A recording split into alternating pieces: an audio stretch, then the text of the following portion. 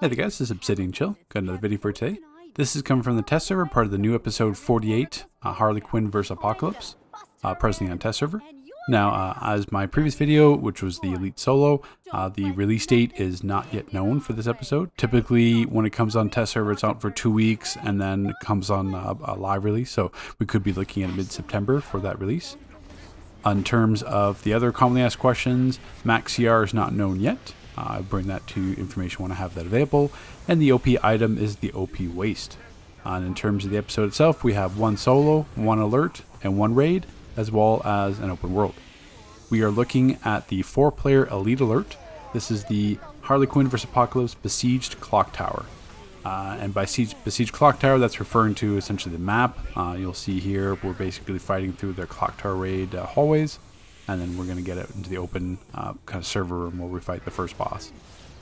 So with the alert and with the content in general, part of episode 48, the prevailing theme is ads. You're gonna each content, even the solo, has a heavy amount of ads. They're all the parademons, so they're ads we fought before. Parademon brutes, Grenader, Maniac, probably I think there's 2 other types. But I mean, it's ads we fought before, so you should be able to understand. Soldier was the other one. Yeah, Fixer. Fixer's the kind of the healer one. Soldier, Grenader, and Maniac. So we approach the first boss here. Now, as you can see also from the timing in this alert, on test server it's less than 10 minutes. That means on live server we're probably looking at like probably a 6 or 7 minute elite alert when everyone's geared. So it's definitely a very quick alert. A lot of that is just in terms of the substance itself, so it's hard to gauge. Like when you have content that you're playing daily, like say like a solo duo alert, you don't necessarily want it to be like half an hour. I remember like Cursed House of Mystery, where like say like the regular one was like almost half an hour, the Elite Plus version was like 35 40 minutes, just because of the health pools and everything. I mean, you don't necessarily want to spend multiple hours every single day doing like your dailies between like the open world, the solo alert. I mean, that can get pretty tedious. So myself personally, I don't necessarily mind shorter alerts.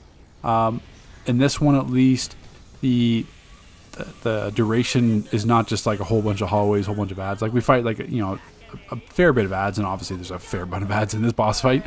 I would not want to be doing this without a healer. We just have the tank, 2 DPS and troll set up, but I mean, you could do with a healer and tank, but you're going to slow it down a little bit more. But I would definitely need a tank for this one, just with the amount of ads on this boss fight. But as you can see here, we fight Stompa. She's got some melee-based attacks in terms of the AoE. We've got the ads. Stompa is really, in terms of the attack patterns, is quite simple. Just doing like the Stomp Smash Block Breaker. That's very common. She's got a lot of feints and stuff. But obviously you can see here there's really a fair amount of ads in this boss fight. And some like AoE pools and stuff like that. So really, like I said, when the alert duration is boss fights, it kind of feels a bit better there, instead of like just going through like hallways after hallways after hallways after hallways. But I know we've had a lot of like longer alerts in the past. See here, we don't even fight Stompa the entire way, because Stompa comes back the second boss, so really you're just kind of DPSing her down to a point. But I mean, that could be a topic of discussion, how you guys feel. Do you feel like alerts should be longer duration content? But I feel like they kind of artificially increase the duration when it's just like hallways after hallways of ads, like really kind of pointless. So in this next portion here, you're going to see it. I pick it up as well, but they have seed pods on the ground. The seed pods do massive damage towards the ads, which is intended. So it's just something that to be mindful as well. Now, there's no feats associated with test server content yet, so we don't know what the feats are going to look like for the solo alert or raid. So hopefully there'll be some engaging feats, possibly like no deaths, no speed feats, something like that. I'm really tired of the feats where it's like, okay, do this in event, now do this in regular, now do this elite, now do this in elite plus. It's the same feat you're doing in each difficulty level. That one gets super tedious really quick. So I feel like if you're gonna have a shorter episode content, where you have like maybe like a shorter raid, solo, alert or duo, I really feel like the feats are the prime opportunity to make that more engaging, to have some interesting feats where the content itself is short, but you've got enough feats to kind of go for where kind of keeps you engaged. So that's my thought on that.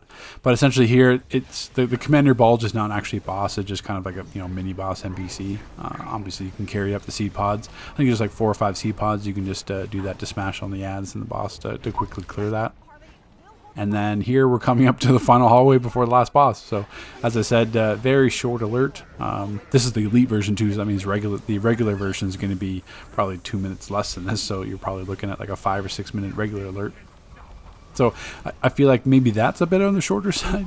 I don't mind like a 10-15 minute alert every single day, but here I mean, like I said before, I don't want to artificially increase difficulty or artificially increase the duration just by like increasing health pools or adding more ads. That's not the way to do it. I mean, the boss fights themselves aren't too bad. I mean, the first boss, yeah, I had a lot of ads. You have to manage some AoE, but it's a large room. And here we have some invisible cutscenes. Like I said before, in the solo, the cutscenes are kind of, I don't know. See, here it is. I was talking about this. So if you listen to my solo commentary, the main difference I remember in the cutscene was that, the boss's mouths move. They didn't move in the solo. Like Granny and Harley, they just stood there. They didn't. Their mouths didn't move, but in the alert they're moving. So I knew it wasn't just me. If you're coming from my solo commentary, I was trying to remember, because I'm not really a cinematics guy in this game. I don't really play with game sound either. I just listen to my own music in the background. I'm playing with this game for 13 years or so. I know what the game sounds like. And I don't need to hear like the bosses like repetitive kind of hero actions or villain actions every few minutes. But yeah, I knew I was right. I knew I was right about the mouths moving, where they were static in the solo cutscene cinematics. So this fight here, we fight Mad Harriet, which we fought before in Dark Side War Factory. I think maybe there's a few other times we fought Mad Harriet. I know for sure in Dark Side War Factory. But here, there's some seed pods here that you open up. They have 2 effects. Say if you don't open up the seed pod, there's one that drains your power. So it's like basically a blue effect. You'll see minus power, and then the other spore is a damaged one. So it basically just damages you. You can have both effects at the same time, so draining health, draining power. It's just kind of like just an extra effect. But here you're basically fighting 2 bosses. Mad Harriet has the more mechanic. Stompa just has her charge, and a lot of her feints and stuff like that, and the Stomp Smash Block Breaker, so it's easy to farm immunities off her. Mad Harriet's got this effect where you have to move your mouse buttons. There's this AoE field, there's the spores. There's also an augment rank breakthrough for the Mad Harriet skill check. So, like, it's a very quick boss fight here. Certainly I wouldn't mind maybe the health pools going a bit up, because I mean it's pretty simple just to kind of skip the damage in terms of the mechanics here. And you could, same thing, I mean, you don't really need a healer for this. I mean, there's no damage to take, really. We're not taking any sort of damage here that a spot drop wouldn't help with. And you could probably ditch the troller if you want to do too. So tank at 3 DPS, this boss fight's going to be super quick. And you don't really get to, experience those actual mechanics here. So I definitely feel like the boss health could be, or maybe just increase the health on Mad Harriet. But this is the alert here. In the next hour or so, you're going to see me release the Elite Raid as well. I want to bring all this content out to you so that you can experience it as well. So, take care, guys. We'll see you next video.